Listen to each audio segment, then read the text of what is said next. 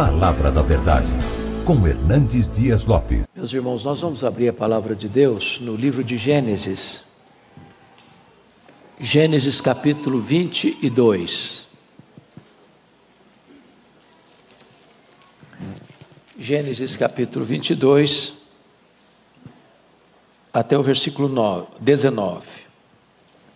22, 1 a 19.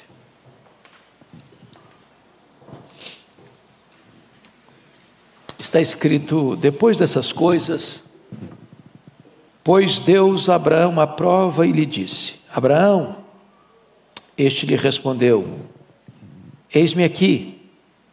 Acrescentou Deus: toma teu filho, teu único filho Isaque, a quem amas, e vai-te à terra de Moriá. Oferece-o ali em holocausto sobre um dos montes que eu te mostrarei. Levantou-se, pois, Abraão de madrugada, e tendo preparado o seu jumento, tomou consigo 2 dos seus servos e a Isaque seu filho. Rachou lenha para o holocausto e foi para o lugar que Deus lhe havia indicado. Ao terceiro dia, erguendo Abraão os olhos, viu o lugar de longe. Então disse a seus servos: esperai aqui com o jumento, eu e o rapaz iremos até lá, e havendo adorado, voltaremos para junto de vós. Tomou Abraão a lenha do holocausto e a colocou sobre Isaque seu filho. Ele, porém, levava nas mãos o fogo e o cutelo. Assim caminhavam ambos juntos. Quando Isaque disse a Abraão seu pai: meu pai. Respondeu Abraão: eis-me aqui, meu filho.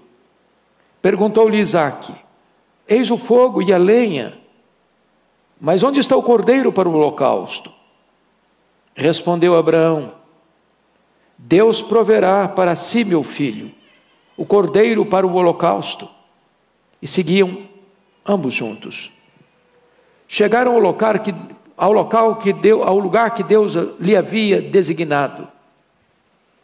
Ali edificou Abraão um altar. Sobre ele dispôs a lenha, amarrou Isaque, seu filho, e o deitou no altar, em cima da lenha. E estendendo a mão, tomou o cutelo para imolar o filho. Mas do céu lhe bradou o anjo do Senhor: Abraão, Abraão. Ele respondeu: eis-me aqui. Então lhe disse: não estendas a mão sobre o rapaz e nada lhe faças, pois agora sei que temes a Deus, porquanto não me negaste o filho, teu único filho. Tendo Abraão erguido os olhos, viu atrás de si um carneiro preso pelos chifres entre os arbustos. Tomou Abraão o carneiro e o ofereceu em holocausto em lugar de seu filho. E pôs Abraão por nome àquele lugar: o Senhor proverá. Daí dizer-se até o dia de hoje: no monte do Senhor se proverá. Então do céu bradou pela segunda vez o anjo do Senhor a Abraão e disse: jurei por mim mesmo, diz o Senhor, porquanto fizeste isso e não me negaste o teu único filho, que deveras te abençoarei, e certamente multiplicarei a tua descendência como as estrelas dos céus e como a areia da praia do mar. A tua descendência possuirá a cidade dos teus inimigos. Nelas serão benditas todas as nações da terra, porquanto obedeceste à minha voz.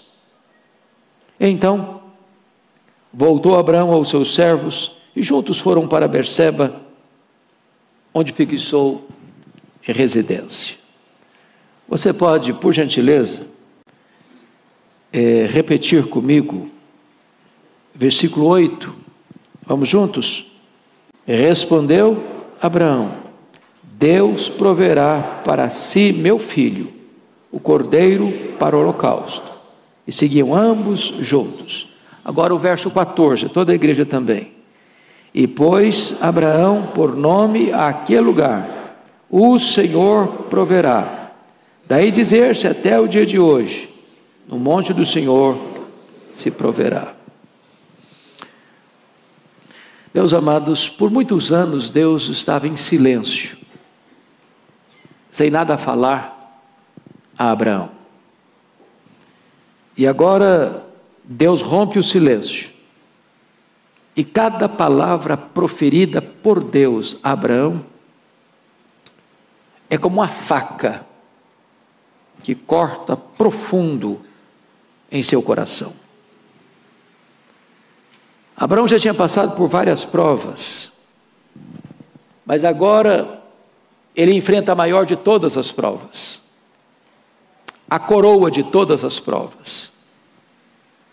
Ele que havia esperado 25 anos o cumprimento da promessa para o nascimento de Isaque. Agora que Isaque é um jovem, Deus o pede em sacrifício, em holocausto.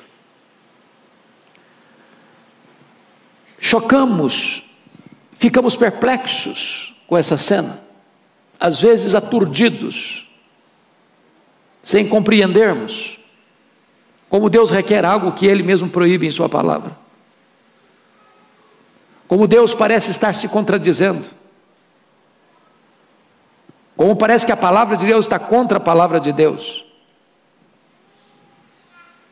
Mas Deus prova Abraão para mostrar ao mundo a maior expressão de amor jamais vista e jamais comunicada. Esse texto não trata propriamente de Abraão, trata do próprio Deus. Porque para Isaque houve um substituto. Deus poupou Abraão e Deus poupou Isaque. Mas Deus não poupou a si mesmo.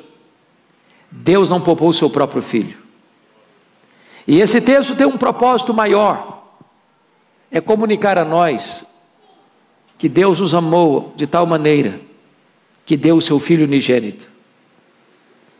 Que Deus não poupou o seu próprio Filho, antes por todos nós o entregou. Eu gostaria de olhar esse texto dentro de algumas perspectivas. Primeiramente, versos 1 e 2, trata da prova. E notem vocês, depois dessas coisas, pois Deus Abraão aprova. Quem está provando aqui não é o diabo, quem está provando aqui não é o mundo. Esta prova não tem nenhum outro agente senão o próprio Deus. Prova não é tentação.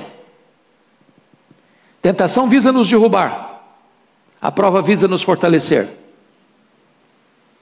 A tentação visa nos afastar de Deus, a prova visa nos aproximar de Deus.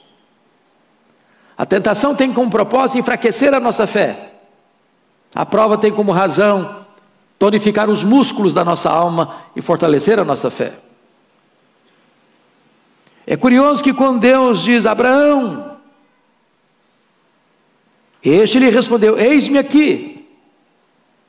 Ele nem sabe o que Deus vai pedir, mas ele está pronto a obedecer.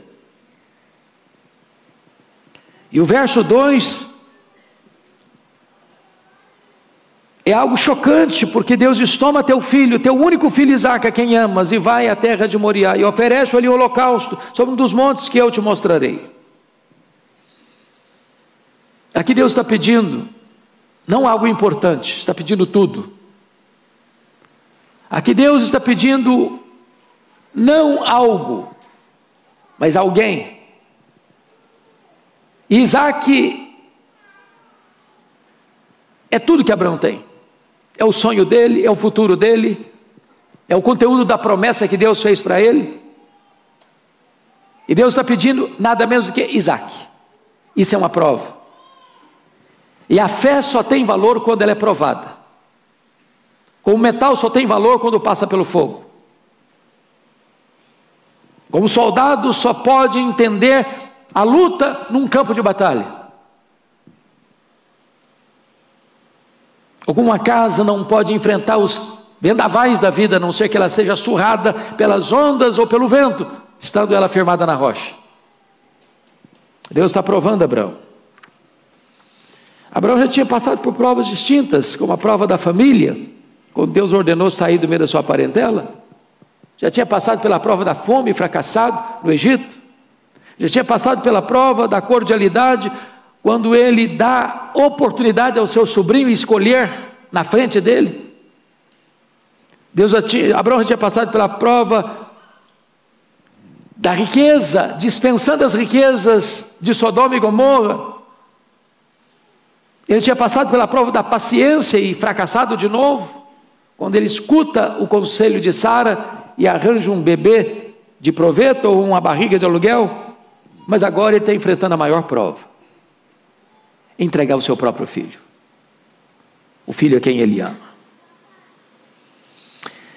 E aqui, irmãos, nós gostaríamos de pensar nessa prova. Primeiro, a prova exige uma fé que não questiona. Eu não sei se eu estivesse no lugar do Abraão, eu não faria algumas perguntas para Deus antes de bater continência. Deus, me explica melhor esse negócio aqui. É isso mesmo que o senhor está falando? Eu entendi direito? Ele podia dizer: Deus, o problema é que Isaac não é só meu filho, não é filho da Sara também. E se eu não conversar com a Sara, eu vou ter problema. O senhor vai me criar um problema conjugal. Aliás, se eu sacrificar Isaac, eu acho que nem para casa eu consigo voltar mais. Vai ter uma segunda morte, porque a Sara vai me matar. Mas Deus, o Senhor proíbe isso na tua palavra, como é que o Senhor requer isso de mim? A prova exige uma fé que não questiona. Abraão não questionou, Abraão obedeceu. A prova exige a prioridade da devoção. Por que Deus está pedindo Isaac? Porque Isaac poderia ser o sonho, o futuro, a herança de Abraão, o tesouro de Abraão, o sentido do amor de Abraão, o coração de Abraão. E Abraão precisava mostrar para o mundo que Deus ocupava o primeiro lugar no trono do seu coração. A prova exige ainda obediência inegociável. Ele não discute com Deus, apesar da ordem de Deus parecer absolutamente absurda. E por que ele obedece? Hebreus capítulo 11, verso 19 diz: porque ele tinha plena convicção de que Deus era poderoso para ressuscitar o seu filho. Vale destacar que não há registro de ressurreição na história até então. E ele crê que Deus pode ressuscitar o menino, por isso que ele obedece sem questionar, sem retardar, sem procrastinar. Mas olhemos em segundo lugar as providências que ele toma.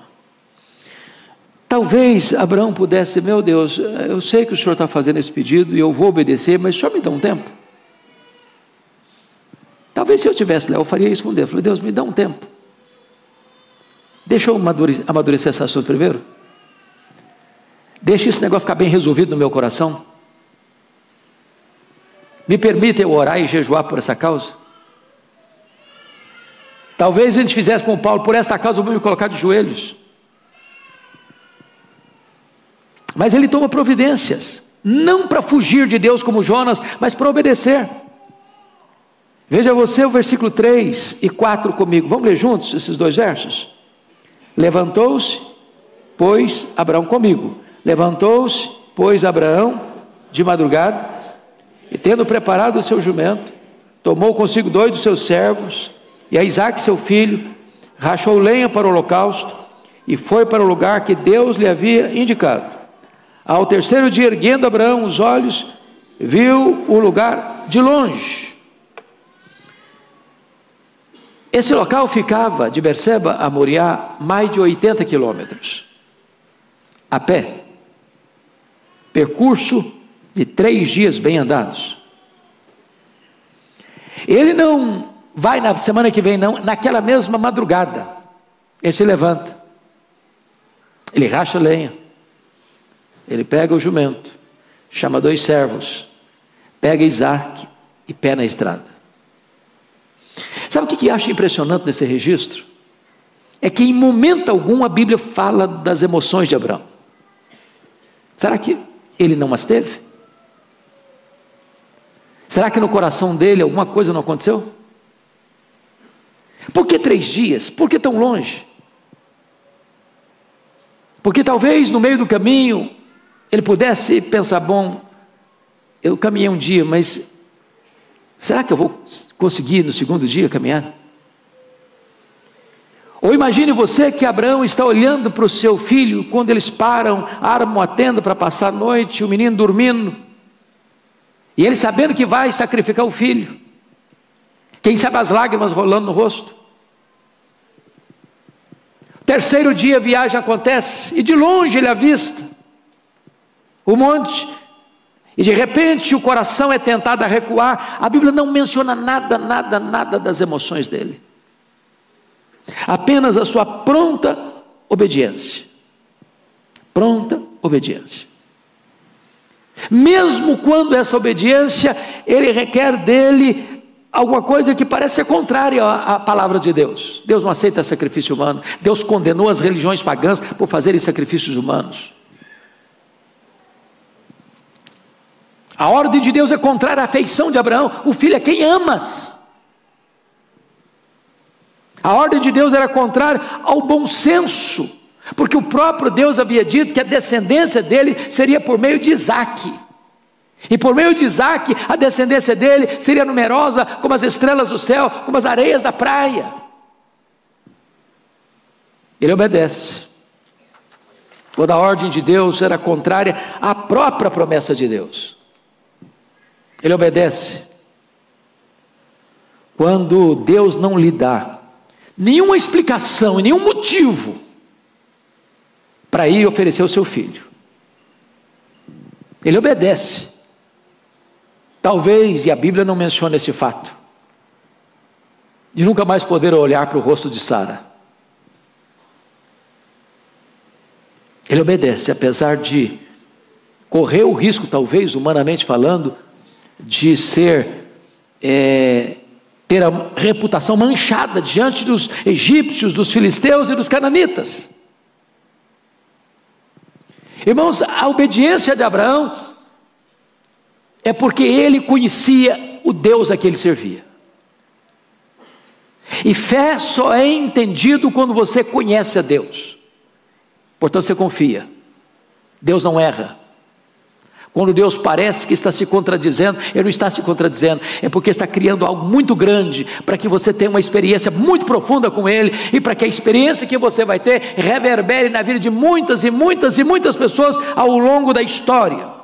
Ou seja, a fé não exige explicações, a fé descansa nas promessas de Deus. Então vejamos a confiança dele em terceiro lugar. Você pode ler o verso 5 e 6 comigo, vamos juntos?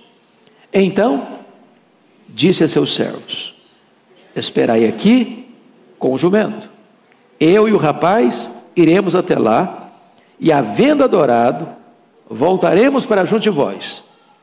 Tomou Abraão a lenha do holocausto, a colocou sobre Isaque, seu filho, ele porém levava nas mãos o fogo e o cutelo. Assim caminhavam ambos juntos. Preste atenção em alguns detalhes do texto. Há um momento em que dois servos caminham, um jumento carrega a lenha. Há uma hora, entretanto, que não dá mais para os servos irem. Aquele momento só dele e só do seu filho. Os dois caminham juntos. O Isaque não era mais uma criança, porque ele tem força suficiente para carregar a lenha que o jumento vinha carregando.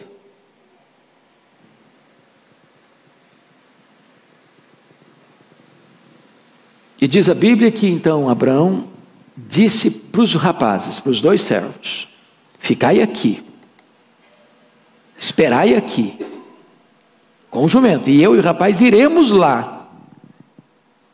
Qual a palavra dele? Para sacrificar meu filho, para imolar meu filho. Não, iremos lá fazer o quê? Adorar. É um ato de adoração. Deus não disse para ele: olha, vai lá e me adore, vai lá e sacrifique seu filho. Mas notem mais,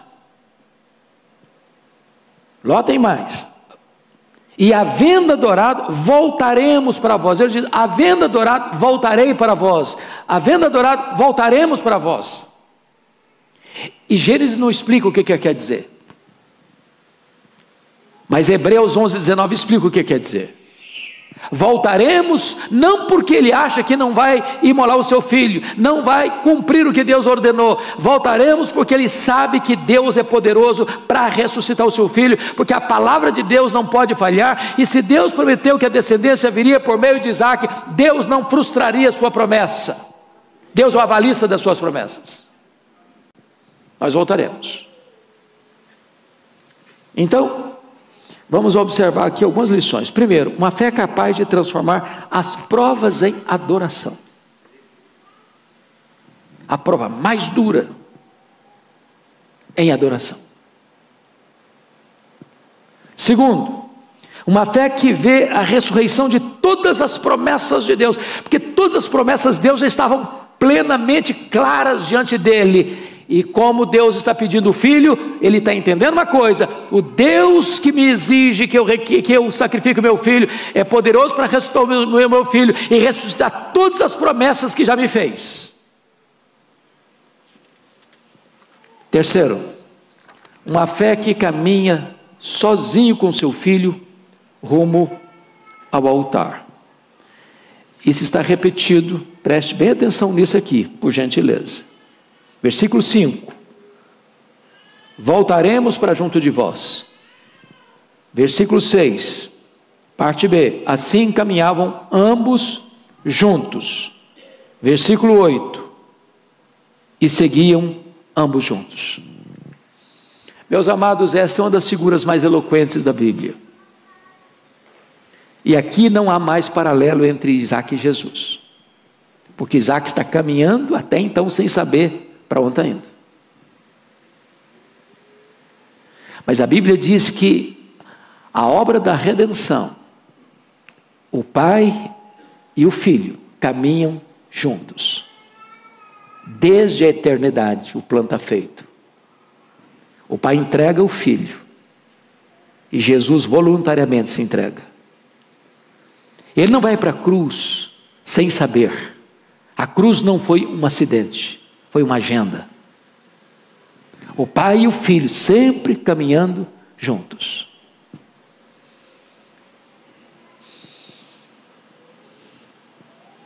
E o que eu acho impressionante aqui no texto é que Abraão não podia depender dos seus sentimentos. O apóstolo Paulo chega a perguntar: dificilmente alguém daria a sua vida por um justo. De repente, por um justo até que alguém se anime a dar sua vida. Mas Deus prova o seu próprio amor para conosco, tendo Cristo Jesus morrido por nós, sendo nós ainda pecadores.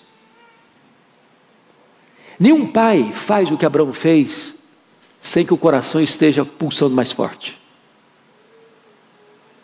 E Deus permitiu que isso estivesse registrado para nós termos um pequeno lampejo do que foi o amor do Deus Pai entregando Deus Filho por amor a mim e a você.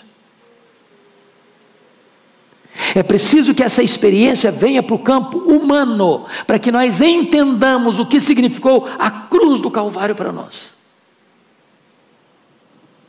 Abraão não podia depender das pessoas, os 2 servos não estavam mais com ele, Sara estava longe, é só ele e o filho. Isso representa a cruz. Abraão aprendeu a depender totalmente da promessa e da provisão de Deus. Mas me permita olhar um outro aspecto agora, que é o sacrifício, nos versos 7 a 10. Vamos ver aqui a pergunta de Isaac no verso 7. Leia comigo o verso 7, por favor. Quando Isaac disse a Abraão, seu pai: meu pai, perguntou Abraão. Eis-me aqui, meu filho, perguntou-lhe Isaac. Eis o fogo e a lenha, mas onde está o cordeiro para o holocausto? Qual a conclusão que você chega? 3 dias de caminhada, Abraão cumpre a ordem de Deus, mas Isaac não tem ciência do que está indo. E eu fico até imaginando, aí, criando imaginação na minha mente, quem sabe foi o primeiro passeio do Isaac com o pai, 3 dias, A Sara disse: não, tá bom, meu filho, já pode ir, já está grandinho já, vai ser legal demais, vai ser um passeio maravilhoso com seu pai, conhecer lugares novos. Eu imagino o Isaac todo festeiro pela estrada fora, feliz da vida, sorrindo, brincando, celebrando, comunhão com o pai. Que legal, eu estou viajando com meu pai. Primeiro dia, segundo dia, terceiro dia, tira a lenha do jumento, bota das costas do Isaac, e o Abraão não abre mão de duas coisas: o fogo e o facão, e o cutelo. E o menino fica intrigado: uai, nós vamos fazer um sacrifício? Está faltando o principal. Tem lenha, tem fogo, tem cutelo, mas e o cordeiro? E o cordeiro? E a resposta de Abraão é alguma coisa extremamente fascinante. Deus proverá para si o cordeiro, meu filho. E o cordeiro já tinha sido provido antes da fundação do mundo. Porque Apocalipse 13:8 diz que o cordeiro foi morto antes da fundação do mundo. A provisão já estava feita. O substituto de fato e de verdade, que haveria de responder às necessidades do Abraão e de todos os filhos de Abraão ao longo da história, é o Cordeiro de Deus que tira o pecado do mundo. O verdadeiro substituto. Deus proverá para si, meu filho. A resposta de Abraão é que o homem de fé crê na providência divina. Ele não sabe como, mas sabe que Deus vai fazer o extraordinário. Isso é fé. E aí chega o verso de número 9, que eles estão subindo uma encosta. É o Monte Moriá, onde está o templo, estava o templo de Jerusalém. Leia o 9 comigo, por favor. Chegaram, vamos juntos? Chegaram ao lugar que Deus lhe havia designado. Ali edificou Abraão um altar, sobre ele dispôs a lenha, amarrou Isaque, seu filho, e o deitou no altar, em cima da lenha. Esse texto para mim é quase incompreensível, a não ser que uma conversa tenha tido pai e filho. Porque o Abraão, essas alturas, já é um homem bem idoso. Porque a Bíblia diz que quando Isaque nasceu, o corpo dele já estava amortecido. É bem verdade que ele viveu depois mais 75 anos. Mas a lógica humana traz-nos a ideia que um rapaz que carrega um feixe de lenha nas costas deve ter mais força física do que um pai centenário, mais que centenário. Logicamente, nenhum rapaz se deixa amarrar passivamente, sem se espernear, sem sair correndo, sem fugir, sem ir à próxima delegacia fazer uma queixa, crime contra o pai.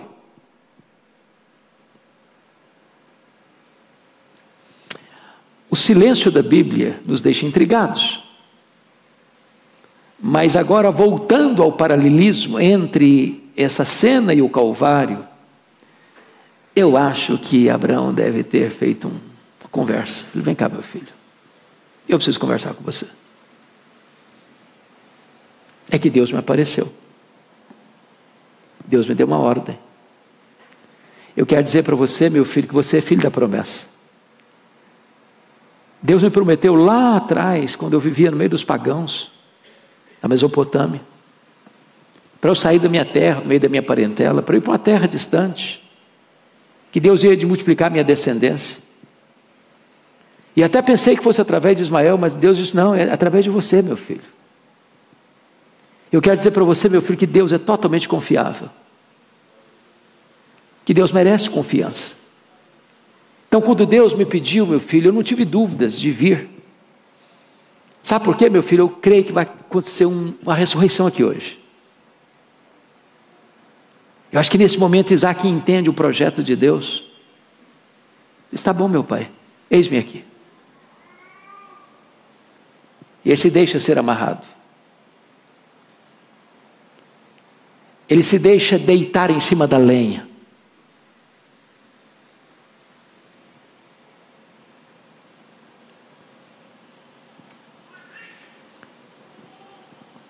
Esse gesto de Abraão é uma loucura, sem fé. Esse gesto de Abraão seria um crime hediondo e não uma demonstração de confiança no Deus da provisão. Abraão entrega o filho do seu amor, Abraão entrega o filho da promessa, no maior símbolo da redenção que haveria de acontecer há 2000 anos, no Calvário. Quando Deus não poupou o seu próprio filho, mas por todos nós o entregou. E aí vem o outro ponto desta mensagem, que é o aparecimento do substituto. Você lê, por gentileza, verso 11 e 12 comigo. Vamos começar no 11, vamos juntos? Mas do céu lhe bradou o anjo do Senhor: Abraão, Abraão! Ele respondeu: eis-me aqui. Então lhe disse: não estendas a mão sobre o rapaz e nada lhe faças, pois agora sei que temes a Deus, porquanto não me negaste o filho, o teu único filho. Quando Deus apareceu para Abraão lá em Berseba, Deus disse: Abraão, só um nome. Na hora que a mão está estendida e o cutelo afiado vai descer, Deus foi mais enfático: Abraão, Abraão! Não faças nenhum mal ao menino. Meus amados,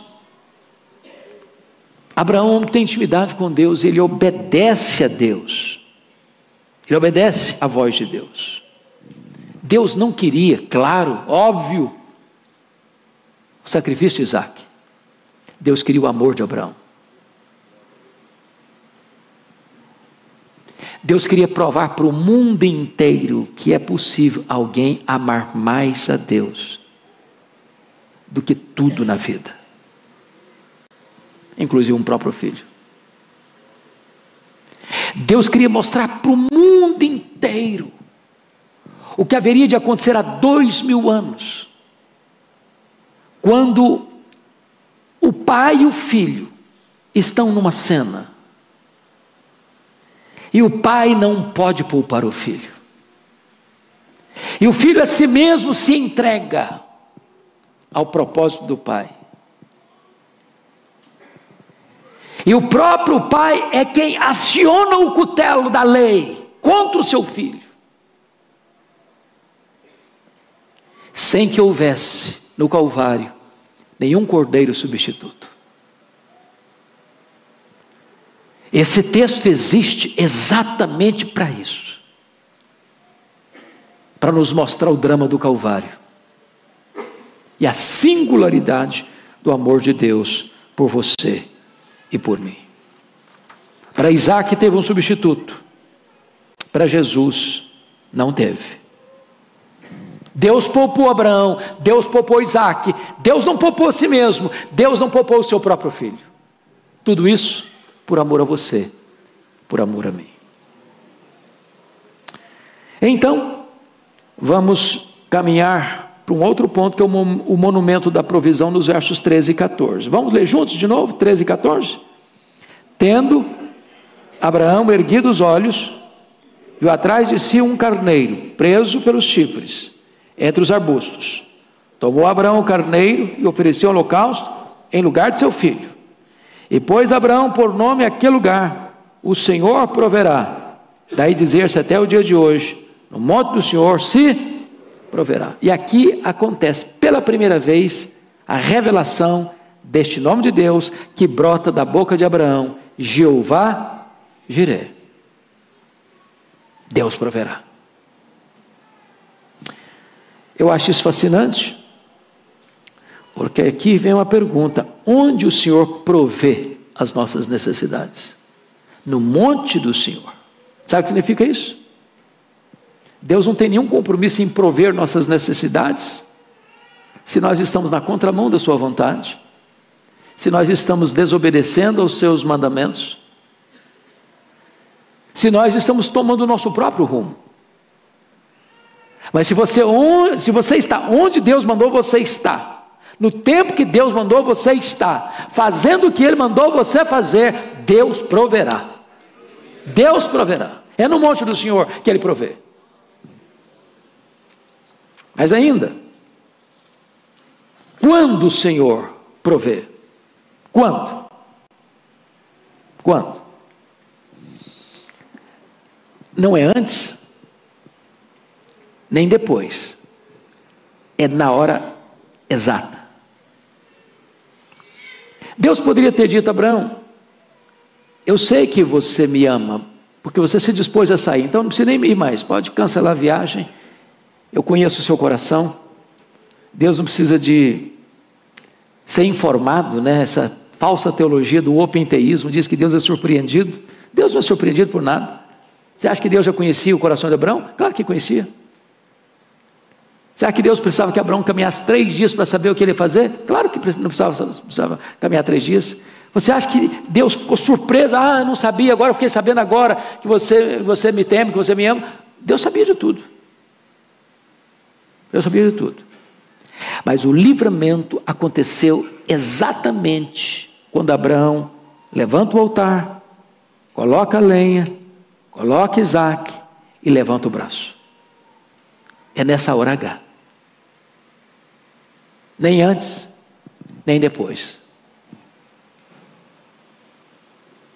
Como Deus provê as nossas necessidades? Primeiro, de maneira natural. Segundo, de maneira sobrenatural.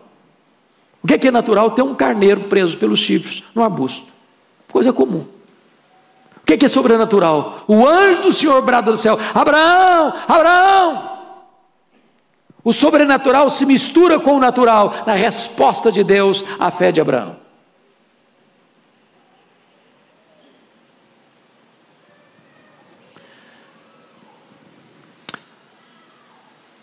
Fazendo uma aplicação mais no outro contexto.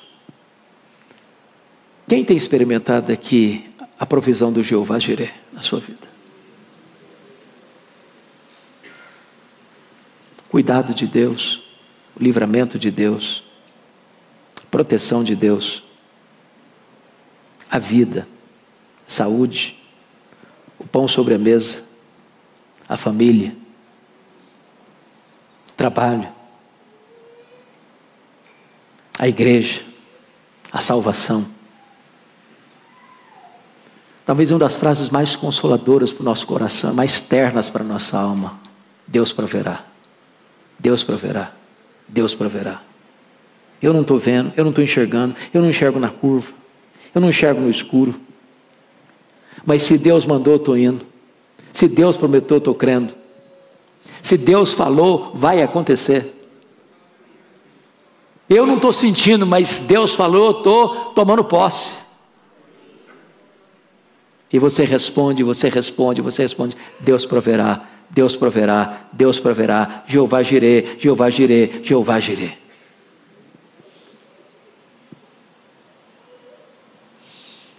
Concluindo, o resultado de tudo isso é uma promessa renovada a Abraão, dos versos 15 a 18. Em primeiro lugar, a origem da promessa, veja o verso 15 comigo. Então do céu bradou pela segunda vez o anjo do Senhor a Abraão. Note vocês aí que o anjo está em maiúscula. E aqui não é um anjo, é o anjo. É a figura da segunda pessoa da Trindade. De onde procede esta promessa? Versículo 15. Do céu, do alto, de Deus. Qual o juramento dessa promessa? Versículo 16. E disse: jurei por mim mesmo, diz o Senhor, porquanto fizeste isso e não me negaste o teu único filho. É curioso que Deus proíbe juramento, e agora Deus jura, e não tendo ninguém maior do que Ele para jurar, jura por si mesmo. Deus está hipotecando a sua palavra, Deus está empenhando a sua honra nesse juramento. E qual é o conteúdo desse juramento? Vamos dar uma olhadinha no versículo 17 e 18. Você pode ler comigo, por gentileza? Vamos juntos?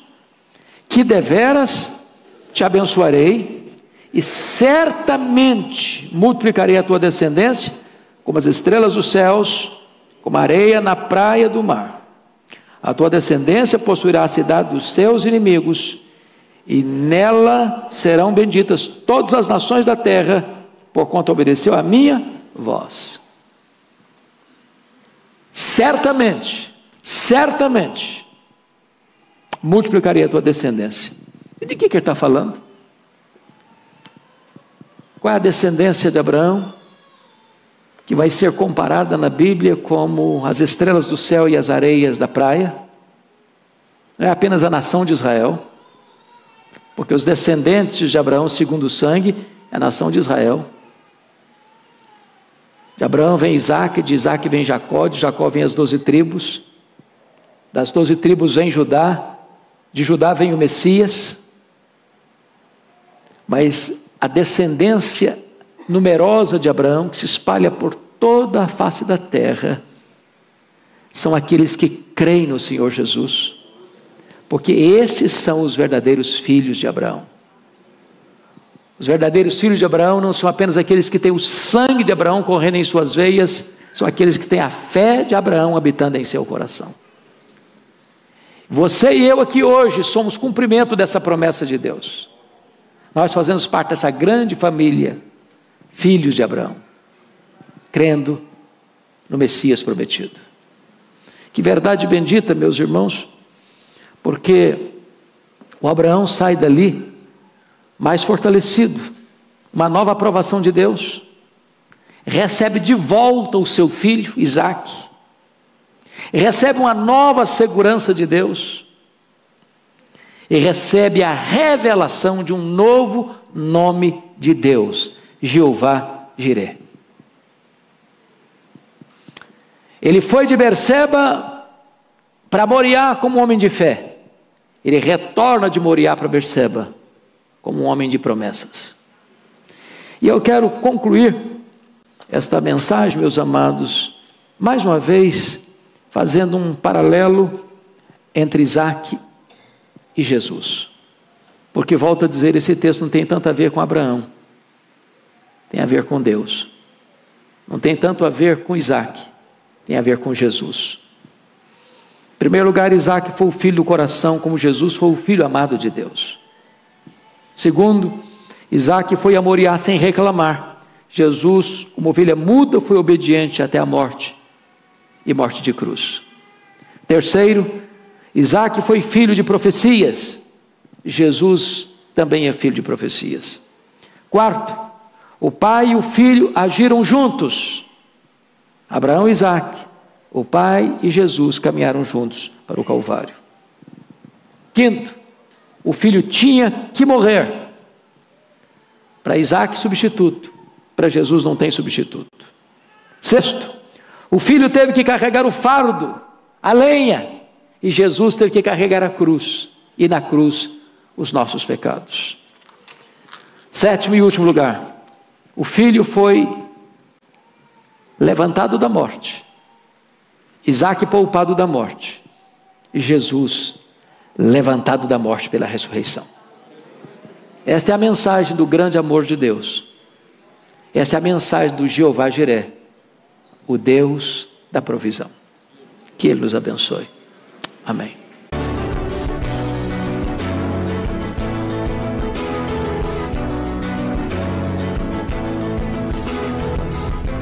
Palavra da Verdade, com Hernandes Dias Lopes.